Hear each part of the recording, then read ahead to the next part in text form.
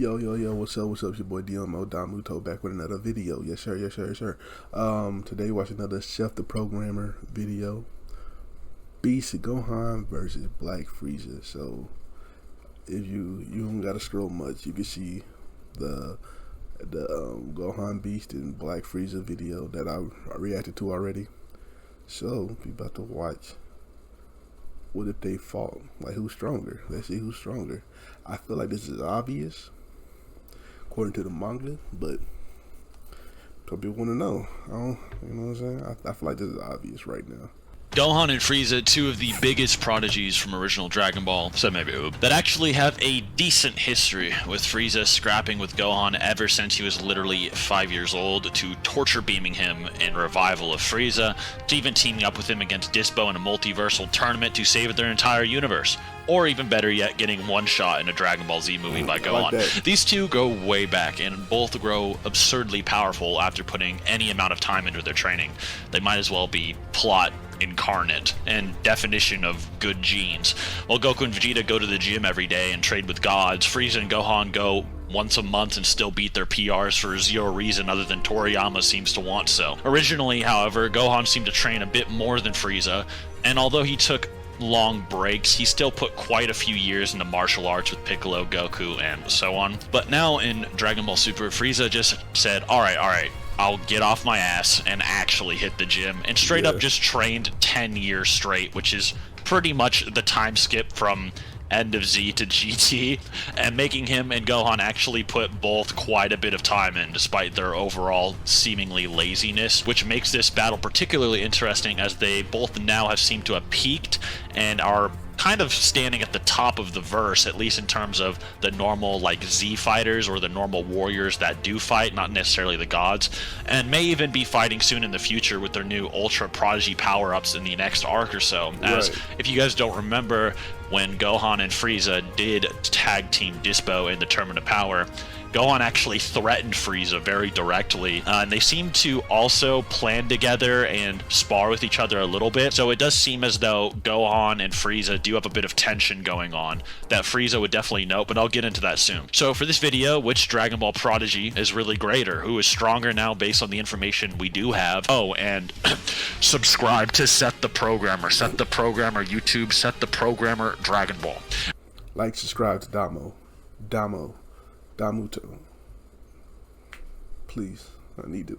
As a reminder, just like the previous Gohan Beast and Black Frieza videos, this one is completely just a hypothesis, and it isn't going to be a completely factual analysis due to the level of information we actually have on both. We will learn more about Gohan and Frieza's real place on the pecking order in a future arc of Super. So with that out of the way, we can now begin, but what I said in the Black Frieza video was basically this. We basically see Ultra Instinct Goku fight Gas, and after becoming basically the strongest in the universe, Gas is then cursed to become stronger than whoever appears in the universe that's stronger than him, to the point that it basically accelerates his growth to compensate for this power-up every time it happens. So the stronger Goku and Vegeta get, the stronger they become or overcome the strongest in the universe, Gas.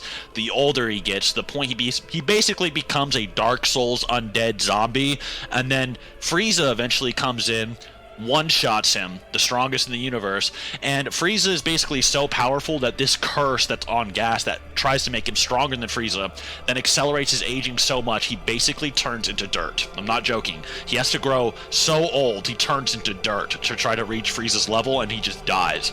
He then just one-shots Goku and Vegeta, and then he drops the quote, "I've been training for 10 years in a hyperbolic time chamber of all things, and I don't want to lose to Saiyans anymore," which is a pretty big statement. In my last video, I basically said, okay, he was basically training for Goku, Vegeta, who would probably have instinct amps, at least training for Goku's mastered Ultra Instinct form. He's at least training for Broly as well. He may want to defeat Broly one day, just in case Broly does get tamed. And of course, probably, Ultra Instinct Gogeta, and probably Beerus. Now, I also said this. I also said that he probably, I can't say probably a lot, but it's important, was training for Gohan as well.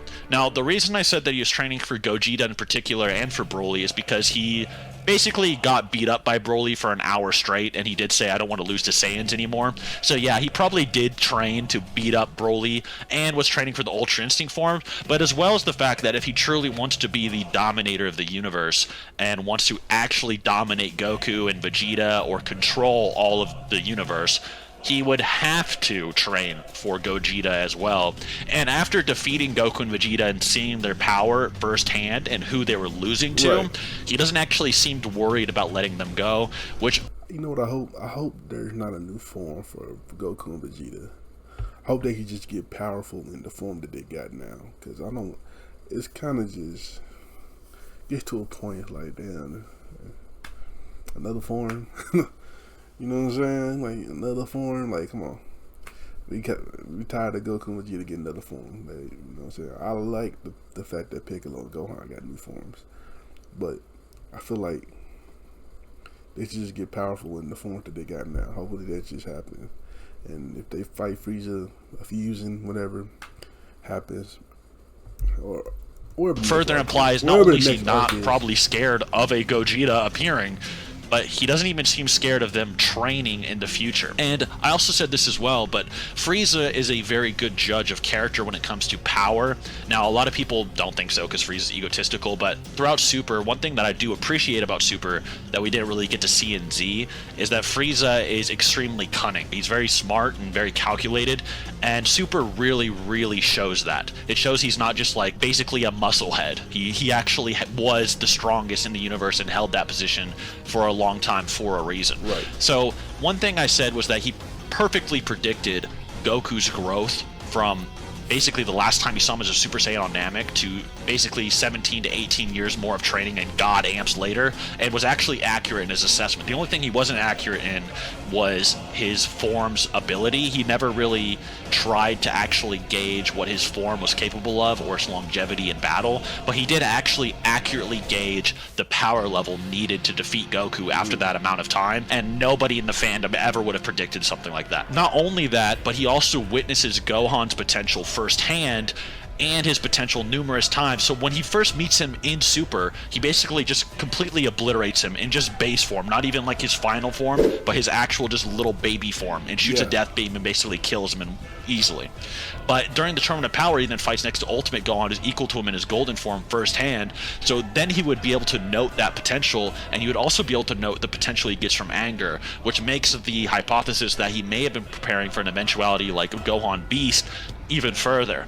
But something that I think is really, really interesting, and this is why I wanted to make this video, because I wanted to touch up on some things that I didn't touch up on in those previous two, is that Frieza just straight up is not only training for the Saiyans. Yeah, that's right. Now, this is from an interview with Nagamine, who is basically the director of the Dragon Ball Super anime, but this is also implied in the Dragon Ball Super anime very particularly, and you guys may remember this as well. So remember in episode 110 when Goku first showed Ultra Instinct Omen and the gods were yelling, they were in disbelief. How could a mortal do something like that? They were getting really shook, and they all stood up in the anime in reverence for the silver-haired mastered Ultra Instinct form. Well, Nagamine actually goes into detail about this, and he says, Goku, Vegeta, and Frieza all have many highlight moments. Goku is already coming close to the level of the gods, Vegeta is fiercely trying to catch up to him, and Frieza especially shows a lot of growth this time. Right. He's always been haughty and held himself in high regard, but since Beerus, Whis, and the Omni King exist, he's trying to work out how he can reach the top.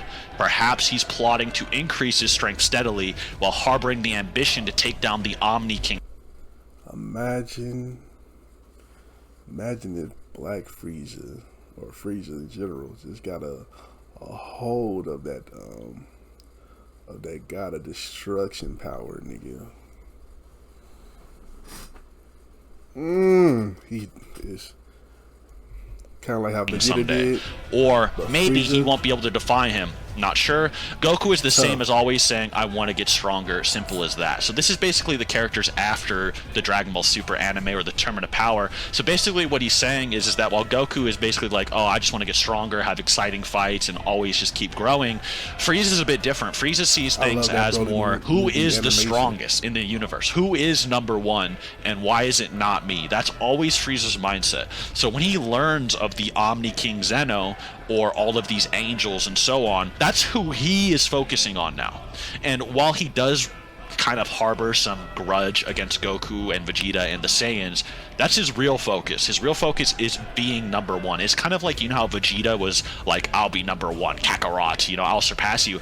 It's like that, but actually though, like, it's not just some like weird bromance rivalry. He actually wants to be number one to the utmost. So when he does this Black Frieza transformation, and you're like, Seth, why are you saying he could beat Ultra Instinct Gogeta? Why are you saying he might be able to beat up Beerus and all these things? Doesn't make sense. Well, you have to remember, this dude doesn't care about just those guys. He wants Zeno. He wants to take out the guy who can snap all of the universes away, which is probably why he trained for such an absurd amount of time and was like, okay, Goku, Vegeta, get one shot, bye-bye, I'm leaving. Can I take them as my mates? Okay, come with me. Let's go work on killing Zeno. That's the difference between him and the Saiyans right now in terms of mindset that Nagamine is kind of pointing out, and the anime really did a good job of highlighting. One last thing I need to go over for Black Frieza as well is when I do say, like, okay, he one-shot Goku and Vegeta and Ultra Instinct and Ultra Ego, a lot of people are like, okay, aren't they tired though? He didn't really do that, right? Well, for one, Gas is stronger than them at full power anyway. Also, Gas then becomes super buff and enraged and stronger on top of that, and Frieza still one-shot him in either base or black. That is debated if it's base or black. Most people just say it's black form Frieza at this point. But even then, Goku and Vegeta were actually healed and at full power when they did fight Frieza. They weren't actually nerfed or fatigued that heavily when Frieza did that.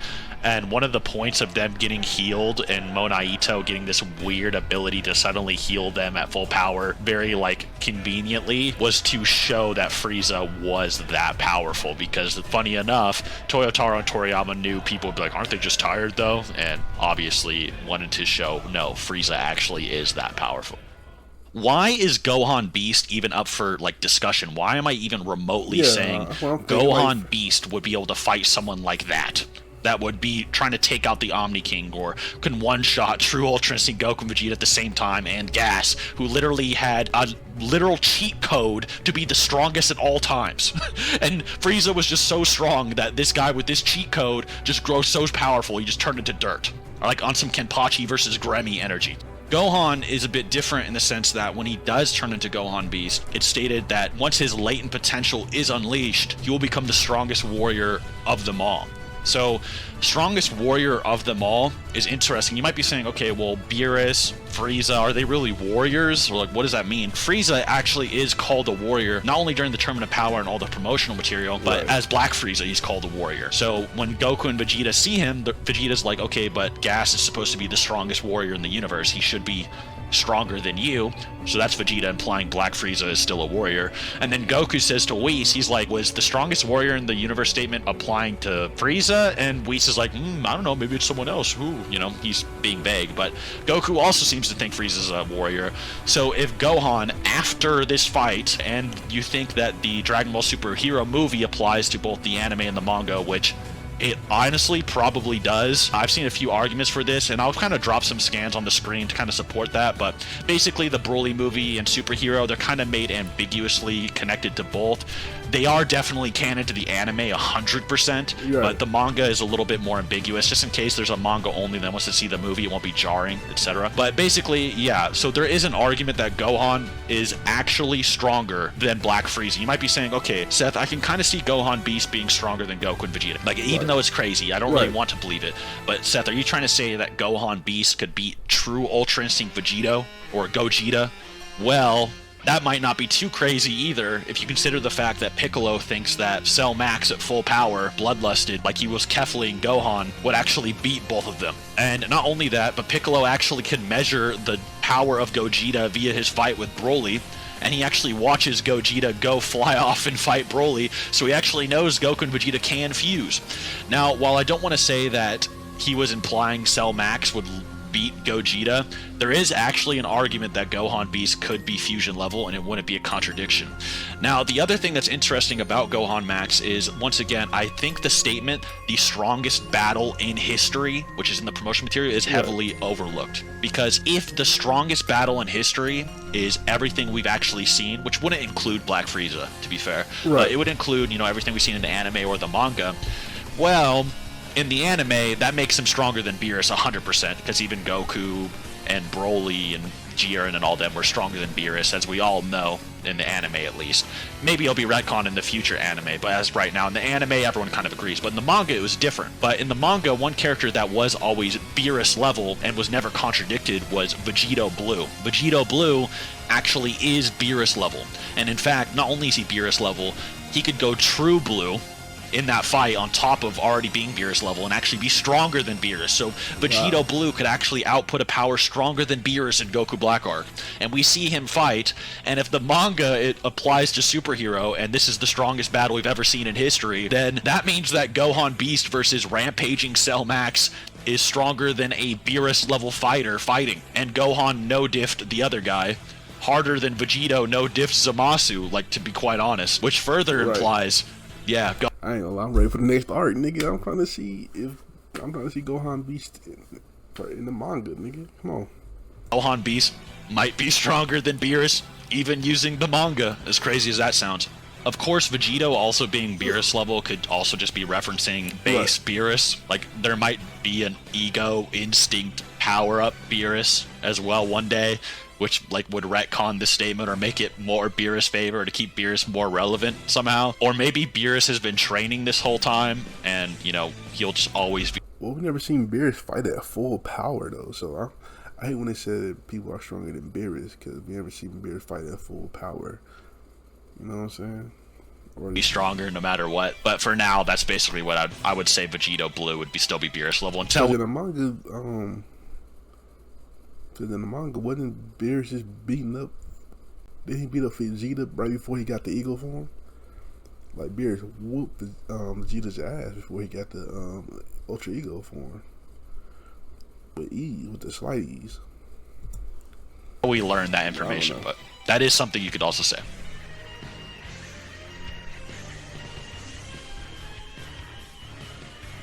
Now, one thing I wanted to point out in my last video that a lot of you guys were kind of talking about, you guys were like, okay, Seth, why were these characters like Krillin kicking Cell Max in the face if he's so strong? Or why is Toriyama saying that Broly can beat Cell Max? It doesn't make sense. What does all this mean? A lot of people are also saying, you know, Cell Max was stated to be completed. They just need to work on his mind control program. So wouldn't he be stronger than Broly, even the hypothetical post-Gogeta movie Broly?